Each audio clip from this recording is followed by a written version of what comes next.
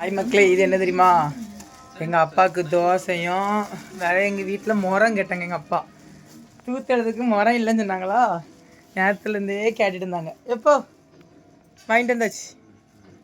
நீங்கள் கேட்ட முறம் ஒரு முறத்தை வாங்கிட்டு வந்து என்ன ஒரு சந்தோஷத்தை பாருங்க. அவளுக்கு முறம் தான் முத வேணுமா. இது வந்து தோசை. எப்போ முறம் அல்லதுக்கு முறத்தை பாருங்க. எங்கள் அப்பாவுக்கு 40 ரூபா இந்த முறம். இந்த பார்த்தீங்களா, முறம் வாங்கியாச்சு. எங்கள் அப்பாவுக்கு முறம் வாங்கிட்டோம் நாங்கள். நீ எப்போ எங்கள் வீட்டில் ஒரு முறம் உடஞ்சி போச்சு, அதை இந்த முறம் வாங்கியிருக்கோம். இதில் வந்து தோசை இருக்கு. எப்போ சரிங்களா இருக்குது தோசை. இது தோசை வேற சட்னி சாம்பார். சரிங்களா? எங்கள் அப்பாவுக்கு முறம் 5 தோசை. ஆமாம், உங்களுக்கு 3.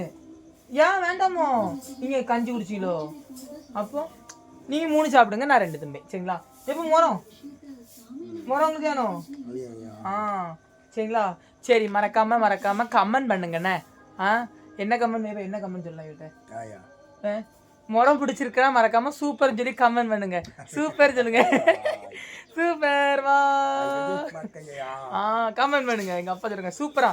இந்த முறம் பிடிச்சிருந்தா சூப்பர்னு சொல்லணுமா? ஓகேவா? பாய்.